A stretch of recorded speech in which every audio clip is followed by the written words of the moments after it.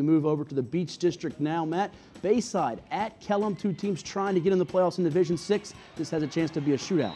That's right. Kellam known for their running attack, and what better way to get started than to punch in your first score with that run here. They're going to take a 7-6 lead here after a missed extra point by Bayside. But Deion Stitt's going to drop back, look to his right. He's going to have a receiver who's going to make a move along the sideline, and he looks to go all the way here for the score. That's the junior phenom, Quinn Blanding. They call him Pretty Ricky. Blanding, one of the top juniors in the country, 80 yards from Deion Stitt. Bayside back in front 13-7, and they're looking for more. It's Stitt, the trigger man, going over the middle. He's got his man Devontae Beatty, the senior who hadn't played football at all previously on varsity. He hauls in the 14-yard touchdown pass. Bayside is rolling right now. Yeah, Garner, Anthony Cooper, and some other great receivers, but it just seems to be that they continue to reload at Bayside, and it's no fluke that Deion Stitt has broken all the passing records set by quarterbacks in front of him, including E.J. Manuel. Yep, who's now at Florida State. Beatty with the 68-yard touchdown from Stitt. It's Bayside in top here, 27-7, but Kellam's going to go back to that running game between Mike Rawls and Cole Bava,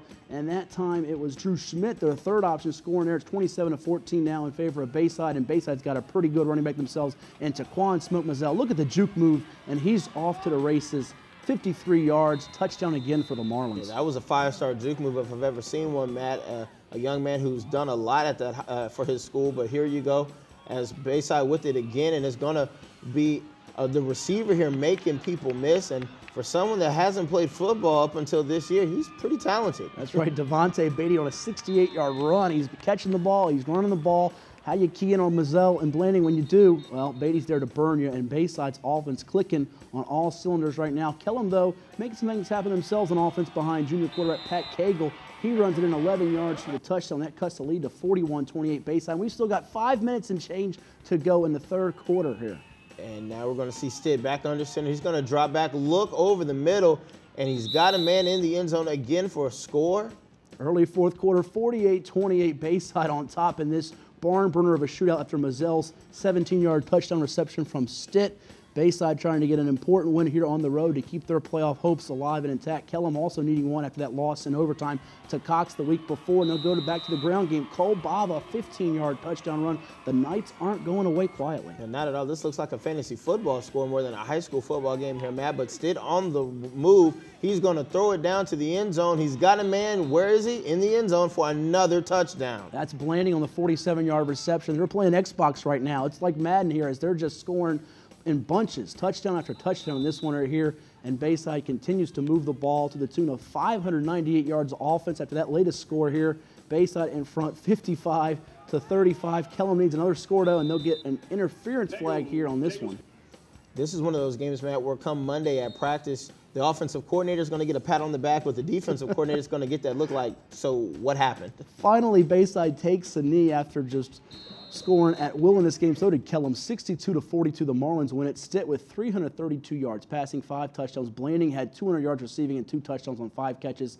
Cagle, by the way, 106 yards passing, 2 touchdowns through the air, and a touchdown run. I'm out of breath, and the Marlins win the shootout. And now we go to the rest of the scores in the Beach District. Cox 38-7 over Tallwood. Ocean Lakes 42-0 over Green Run. Dessenberg with 157 yards receiving and a touchdown. Also in the Beach District, it was Salem over Kempsville 44-6. Bucky Hodges, the Virginia Tech commit, with 2 touchdown passes, 2 touchdown runs. And First Colonial with a win over Lancetown 26-7. Raven Green, the star in that one, with 2 touchdown runs, a pump block, and an interception. And now in the private schools, Norfolk Christian 33-25 over Atlantic Shores. Joe Jones, 245 yards and 2 scores. Nansemond Suffolk 44-7 over Portsmouth Christian. Jack Russell with 3 total touchdowns in that game. Also, the private schools, Matt, we've got Norfolk Academy victorious over Covenant, 32-6. Hunter Wagner, 3 touchdown runs, and Trinity Episcopal with a 24-0 shutout of Bishop Sullivan. We saw Bishop Sullivan earlier in the season on Cox 11 Sports Report doing some pretty good things, but their 3rd consecutive loss, dropping the Crusaders to 3-3 overall. And finally, West Point 54-12 over Middlesex, and a nice 6-touchdown game there for Mikey Anderson. Our player of the week on the Cox 11 Sports Report and on VirginiaPreps.com. It's Bayside quarterback Deion Stitt. You saw him putting up amazing numbers, 11 of 15, 332 yards through the air, 5 touchdowns, no interceptions as the Marlins win that shootout 62-42 over Kellam. Just a marvelous performance for him.